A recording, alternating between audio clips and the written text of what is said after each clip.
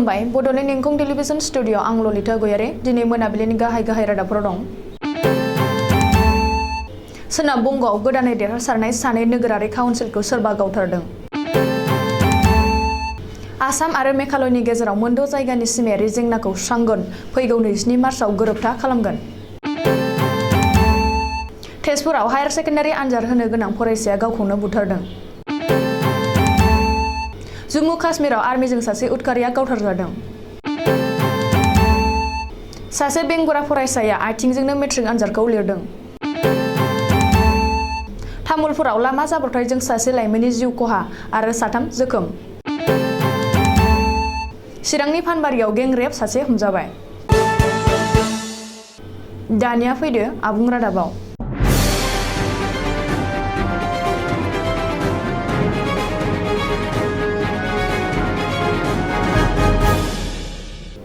सोनाब बंगआव सानै गोदान काउन्सिलरखौ सिनाय मोनै दुथाङा गावथारदों। मख'नो गोनांदि सोनाब बंगनि नोगोर पालिका बिसायख'थिनि फिथाइया ओंखारनायनि बावैसो साननि उनावनो सोनाब बंगआव पुरुलिया जिल्लानि सालदा नोगोर पालिकानि गोदानै देरहासारनाय काउन्सिलरनि कंग्रेस दोलोनि दैदेनगिरि तपन कुन्दुखौ सोरबा सिनाय मोनै सुबुङा रबिबारखालि बेलासि समाव मोनसे हाथायाव गावथारलांदों। नैथियाव 22 परगन जिल्लानि पाहिनिहाटी नोगोर पालिकायाव गोदानै देरहासारनाय तृणमूल कंग्रेस दोलोनि काउन्सिलर अनुपम दत्तखौबो बे मोनसे सानावनो गावथारदों। सोनाब बंगनि गोहोआव थानाय तृणमूल कंग्रेस दोलोआ जायगानि बिजेपि एमपि अर्जुन सिंहनि आखाइ दं डिएमसि दैदेनगिरि पार्थ फौकिमा बुंदों, नाथाय बेनि हेंथायै बिजेपि दैदेनगिरि समिक भट्टाचार्यआ बे जाथायजों बिजेपिआ जेबो लोब्बा गैया होननानै बुंफिनदों। अदेबानि पुलिसआ सन्देह खालामनानै कन्ट्राक्टर किलार सम्पुनाथ पन्डितखौ हमनानै पुलिसआ सेबगासिनो दं। बे खौरांखौ सोनाब बंगनि पुलिस कमिशनार मनज कुमार बार्माया खौरांगिरिनि सिगाङाव फोरमायदों। गोबाव समनिफ्रायनो दिन्दांनानै थानाय आसाम आरो मेघालयनि मोनद' जायगायाव सिमायारि जेंनाखौ अरायनि थाखाय सुस्रांनो फैगौ 27 मार्चआव आसाम सरकार आरो मेघालय सरकारनि गेजेराव गोरोबथा खालामनाय जागोन होननानै मेघालयनि गिबि मन्थ्रि कनारन्द सांमाया शिलंआव रांबावजा जुथुमनाय समाव मेघालयनि आयेन आफादाव बुंदों। मख'नो गोनांदि बे मेम'रेन्डाम अफ आन्डारस्टेन्डिंआव मोन्नैबो रायजोनि गिबि मन्थ्रिया फैगौ 29 मार्चआव सागान होगोन आरो बेनि उनाव मिरुनि नखर मन्थ्रि अमित शाहयाबो मुंसाइ होगोन होननानै मिथिहोदों। गमामायैनो बियो मोनसे जारिमिनारि जागोन होननानै गिबि मन्थ्रि कनारन्द सांमाया बुंबावदों। आनजादनि समावनो मोनसे दुखुनांथाव जाथाय।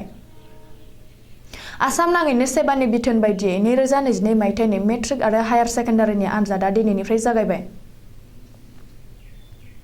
मख'जाथावदि तेजपुरनि बैरुपि मन्दिराव सासे हायार सेकेन्डारि आनजाद होनो गोनां फरायसाया लाइमोना गावखौनो खारसि बिस्रि बुथारना लादों। मा जाहोननि थाखाय गावखौ बेबायदि बुथारनानै लाखो दासिम जेबो मिथिनाय जायाखै।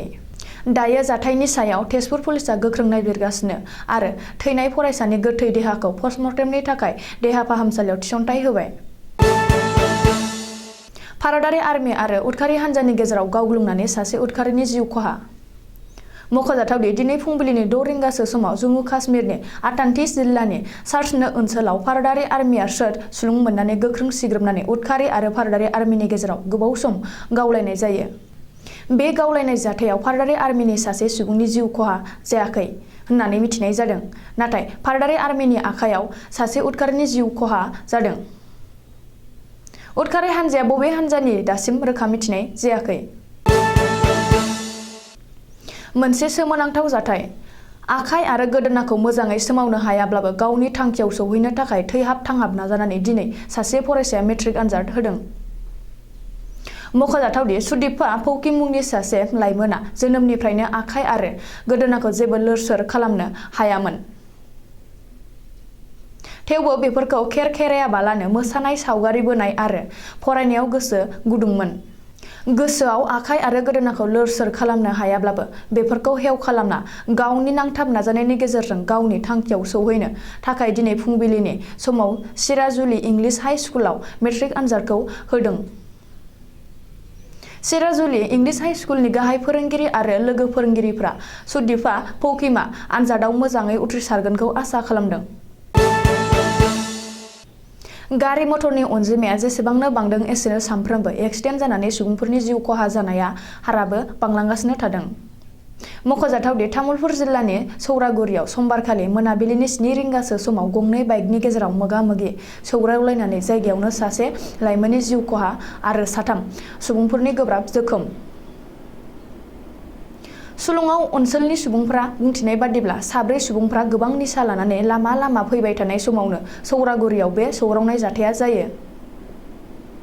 लामा जाब्रबथायजों जिउ गोमानाय सुबुंनि मुङा तामुलपुर जिल्लानि गेरुवानि थागिबि धनेश्वर डेका होननानै मिथिनाय जादों आरो गोब्राब जखम जानाय 3 सुबुंफोरनि मुंफोरा फारियै इन्द्रजित राभा, दिगन्त दास आरो प्रान्जल दास होनना मिथिनाय जादों।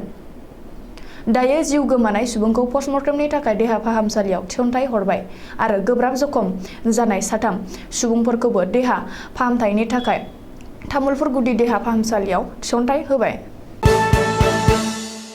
चिरां जिल्लानि बिजनी महकुमा फानबारियाव 10 थाखोनि सासे फरायसुलिखौ शुक्रबारखालि हरनि समाव न'निफ्राय खावना लांनानै दुब्लि गेजेराव 3 रेपिस्टआ गें रेप खालामदों। 3नि गेजेराव सासे हमजाबाय। हमजानाय रेपिस्टनि मुङा साइफुल इस्लाम होननानै पुलिसआ सिनायथि होदों। पुलिसनि सेबनायाव साइफुल इस्लामआ गावजों लोगोसे जियारुल रहमान आरो हाफिज आली मुंनि 2 सुबुङा दंफायोमोन होनना सिमान लादों। सुलुङाव फोरमायनाय बादिब्ला बै हराव 3बो 10 थाखोनि सासे फरायसुलिखौ जिनाहारि खालामखांनानै दुब्लियाव गारबोदोंमोन। उनाव खुनुरुखुम फरायसुलिया न'आव फैनानै गासैबो जाथायनि सोमोन्दै खिन्थाफैनायाव गामिनिनो साइफुल इस्लामखौ सिनायनायलाय बिनि बेरेखायै फानबारि थानायाव एजाहार होदोंमोन। आथिखालाव हाफिज आली आरो जियारुल रहमानमोनहा 2बो खारखोमानानै दं होनना पुलिसनि सुलुङाव फोरमायदों। दिनै मोनाबिलिनि रादाबा एसेनोसै। गोजोन्थों।